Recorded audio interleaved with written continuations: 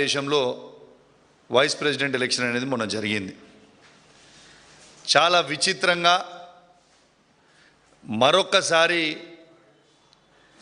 రేవంత్ రెడ్డి గారు అడ్డంగా మరొకసారి తెలంగాణ ఎంపీల ఓట్లు అమ్ముకున్నది అడ్డంగా మరొకసారి దొరికిపోయిండు. ఇలా ఓటు నోట్లో ఏ విధంగా అయితే అడ్డంగా రేవంత్ రెడ్డి గారు దొరికినరో అదే విధంగా ఇవాళ ఈ వైస్ ప్రెసిడెంట్ ఎలక్షన్లో కూడా ఓట్లు కాంగ్రెస్ పార్టీ ఎంపీ ఓట్లన్నీ కూడా బీజేపీ పార్టీకి అమ్ముకుంటూ అడ్డంగా దొరికిపోయిండు. నేను ఉట్టి గాలికి మాట్లాడతలేను, మీకు ప్రూఫ్స్తో సహా ఇప్పుడు మీకు చూపిస్తా. ఒక్కసారి మీ అందరు కూడా చూడొచ్చు. ఇలా ఇది జైరామ్ రమేష్ గారు ట్వీట్ చేసిండు. ఏమని ట్వీట్ చేసిండు? మా ఇండియా వాళ్ళకి సుదర్శన్ రెడ్డి గారికి ఇలా జైరామ్ రమేష్ గారు ట్వీట్ ఏమని చేసిండ్రు? సుదర్శన్ రెడ్డి గారికి 315 ఓట్లు పడ్డాయి. ఇది ఆపోజిషన్ పార్టీస్ 100%గా వచ్చి ఓట్లు వేసిర్రు. ఇది 315 ఓట్లని స్వయంగా జైరామ్ రమేష్ గారే ట్వీట్ చేసిండ్రు. నేను చెప్పింది ఏం కాదు, ఇది జైరామ్ రమేష్ గారు ట్వీట్ చేసిర్రు. ఇది అందరు కూడా సరిగ్గా చూసుకురు కదా, కావాలంటే చదివి కూడా వినిపిస్తా.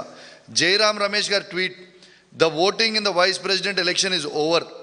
The opposition has stood united.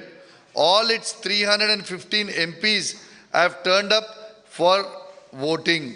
This is an unprecedented 100% turnout అని ఇలా జైరామ్ రమేష్ గారు ట్వీట్ చేసిండ్రు.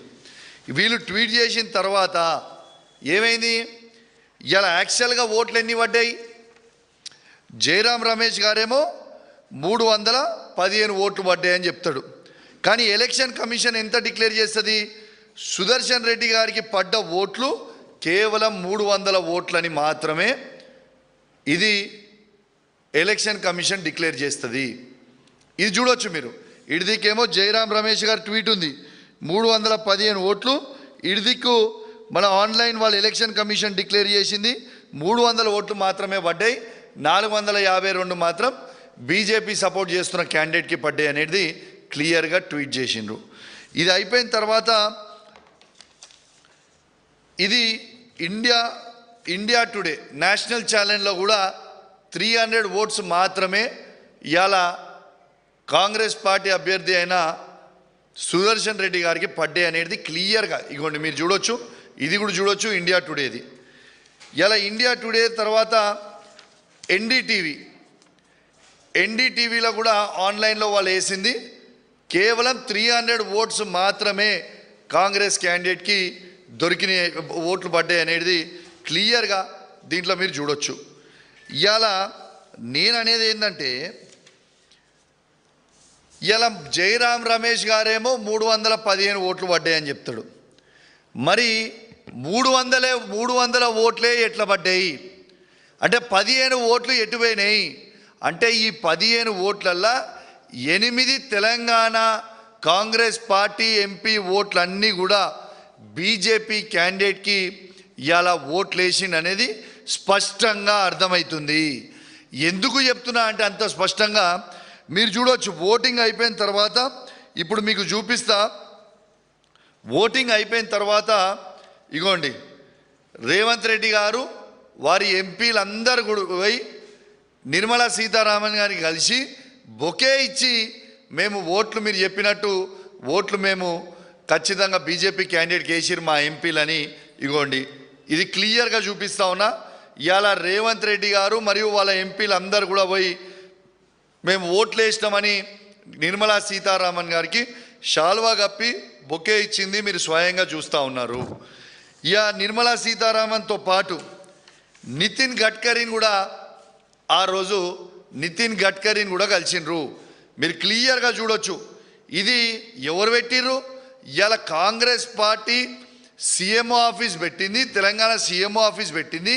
కాంగ్రెస్ పార్టీ ఎంపీ ఇగోండి ఆయన దాంట్లో నుంచే నేను కిందికి తీసిన ఇగోండి ఇది పెట్టింది మీరు చూడొచ్చు, క్లియర్గా చూడొచ్చు. దీంట్లో నితిన్ గడ్కరీకి ఇచ్చిర్రు.